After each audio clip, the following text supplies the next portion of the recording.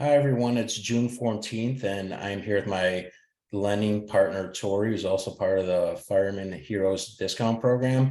And today I wanted to talk about a few things.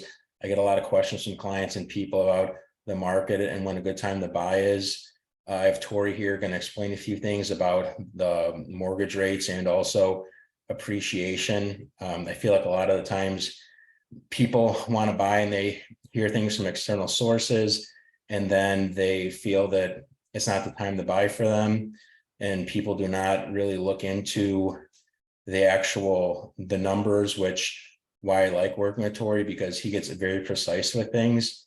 In the market the past few years, you have people saying that the price of homes were too high 2 years ago. Now you have people saying the mortgage rates are too high, and you have to realize that when the market picks up again and the rates do lower, people are, the actual prices of the homes are going to start to go up again. What's keeping the price of the homes pretty stable right now is that there's lower inventory in the market. So Tori, if you want to take it from here and kind of explain to everybody about appreciation, also the rates, that how that now is a good time to buy if it works for you financially. Yeah, you're right, Nick. And, really good point. The right time to buy is when you can buy and it's affordable to you, of course. And that's where us and Nick come in to advise you on, is it the right time? Can you afford it? But a lot of people have some misconceptions and they say things like the rate is too high. And I don't know what too high means, but let's just go over some math here. Nick wanted me to bring to the forefront some math so people who want to make decisions can say, do I have the right information to decide if it's the right time for me or not? And mathematically, these numbers hold true. If that then makes it the right time to buy it for you, great. But to not pay attention to the math of it all and say that's what's making it the wrong time, that's where people are losing out on the opportunities right now. So one of Nick's biggest points is right now, it doesn't have a high amount of competition. 2-3 years ago when the rates were 3 and everyone loved that world, they were also overpaying tremendously for a house.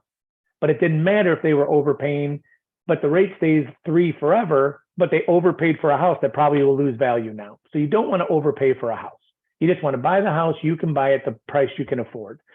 And so one of the things we wanted to show everyone is, I'm going to give you an example here of kind of how this one would work. Let me give you guys this. Okay. So let's make an example of you buy a house for here. So you buy a house for 300,000. Okay. And you're going to put down, I don't know, this is like 7-8%. You're going to put down, you have a $280,000 loan, regardless of the purchase price, you're going to have a $280,000 loan. And someone will say to me, well, the rate is too high. And I say, great, what is too high? Well, I'm going to wait for it to come down a half a point.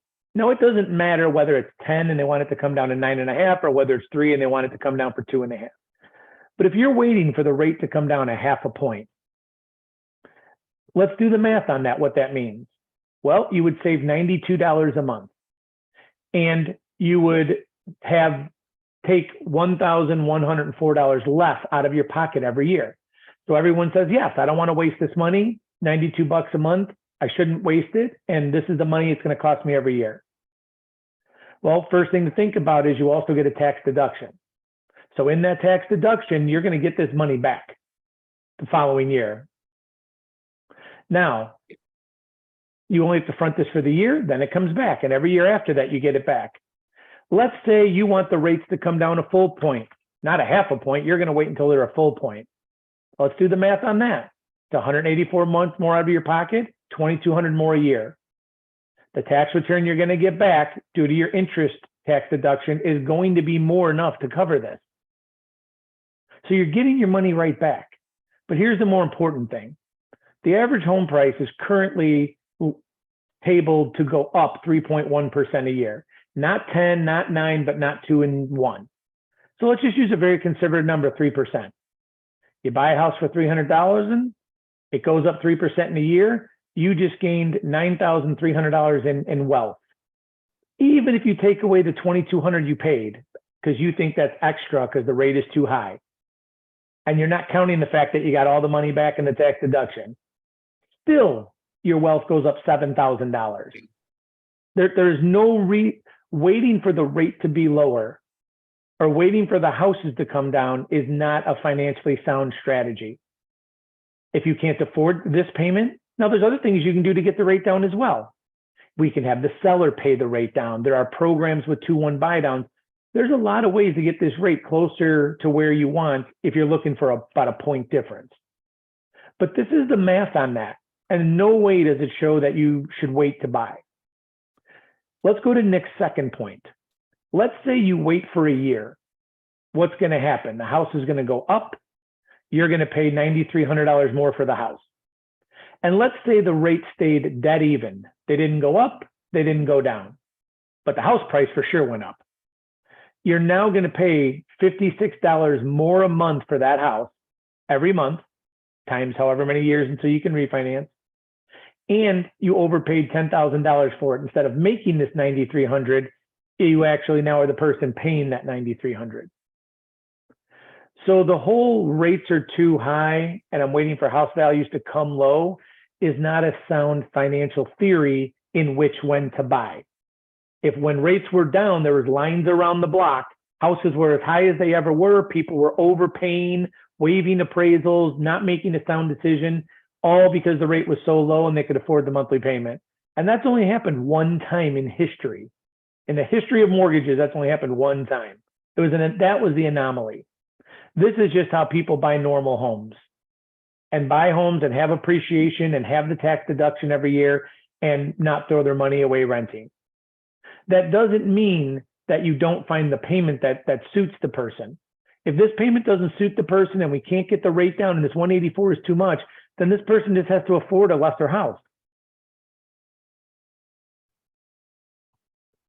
Okay, we just got to change the gears on the house they got to afford.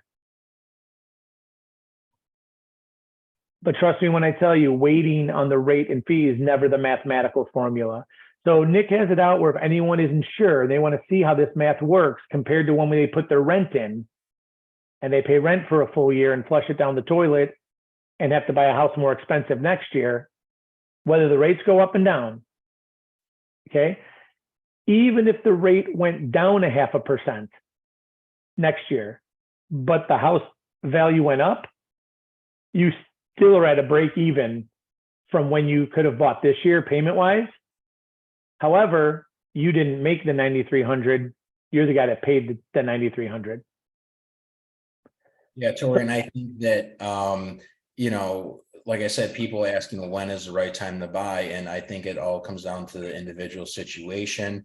A lot of people from the research that are buying now are people that may be getting divorced or first-time home buyers, people that need to move, other people that are kind of sitting on the sidelines waiting, or people that have a lower rate or want to sell their house and worried about finding something to buy.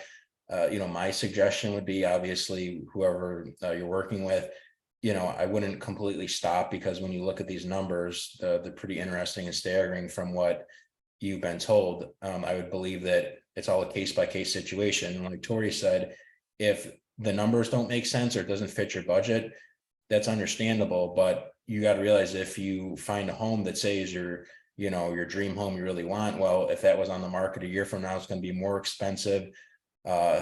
And also there's gonna be tons of competition, where we saw the last 2 years, 20, 30 offers, you know, on a, you know, nothing special townhome. So when you look at all of that, even now, the research is showing people are getting more closing credits back.